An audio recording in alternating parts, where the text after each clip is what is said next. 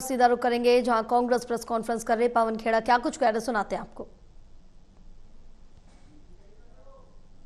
बड़ी बड़ी बातें, काला धन सरेंडर, फिर बड़ी बड़ी बातें, बेरोजगारी खत्म कर देंगे सरेंडर, किसानों की आय दुगनी कर देंगे सरेंडर, चीन को लाल आंख दिखाएंगे। अब चीन पर तो क्या ही बताएं आपको।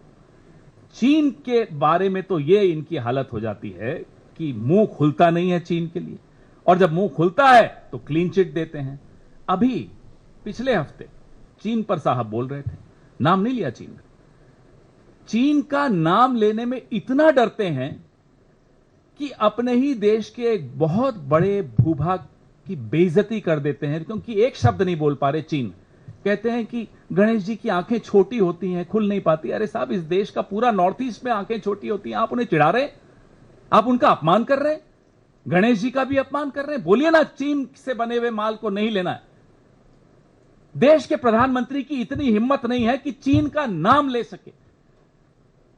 कह रहे गणेश जी की आंखें छोटी होती हैं, खुलती नहीं है। अरे, और देश के प्रधानमंत्री क्या रैलियों में आह्वान करेंगे?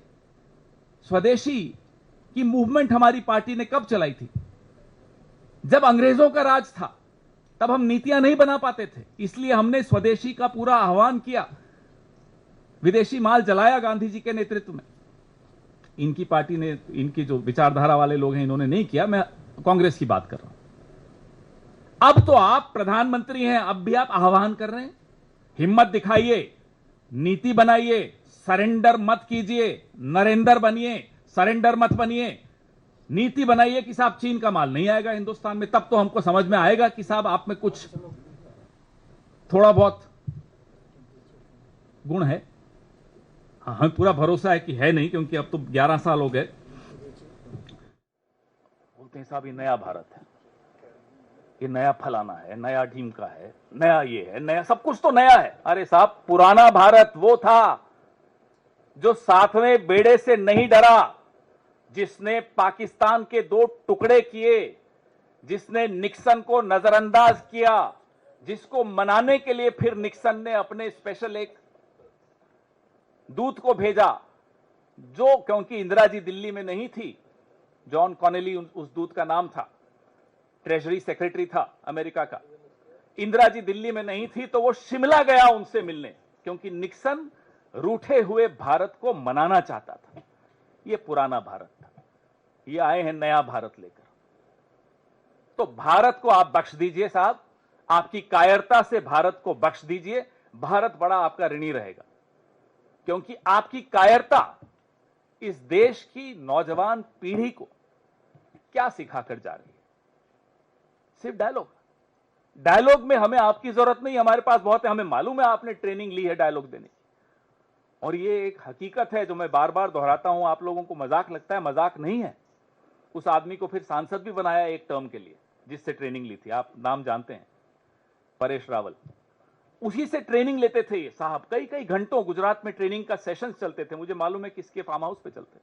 चलिए वो छोड़िए, आप देश के प्रधानमंत्री हैं, फिर आप नया भारत मत करिएगा।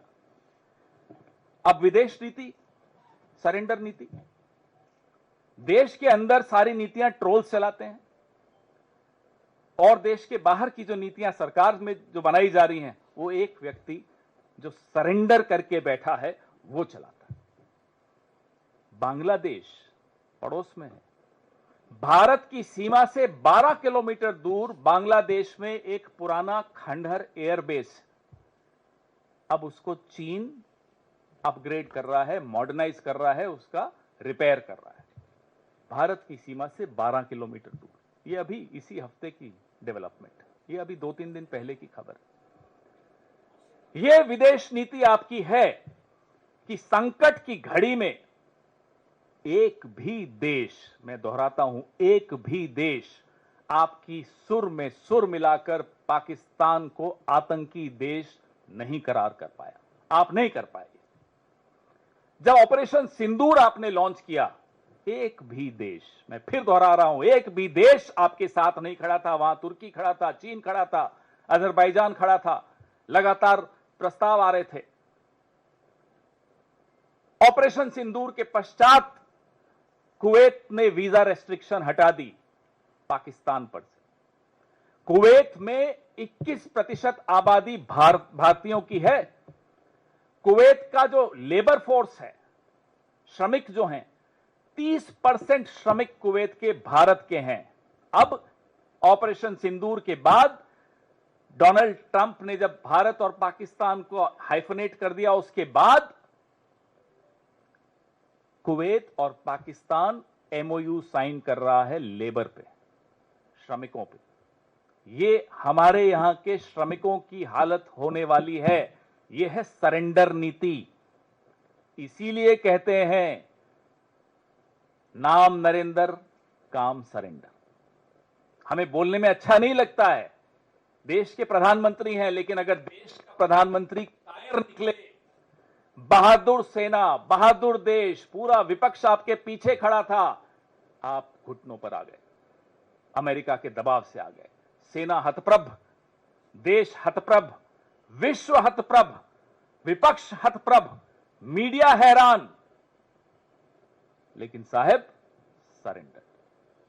इसीलिए कहते हैं नाम नरेंद्र, काम सरेंडर। बांग्लादेश का मैंने आपको उदाहरण दिया, चीन का उदाहरण दिया। आप नेपाल में आप लोग पास में ही है, जाते भी होंगे, गए भी होंगे पिछले 2-3 साल में। टैक्सी वालों से बात करके देखिए, सरकार की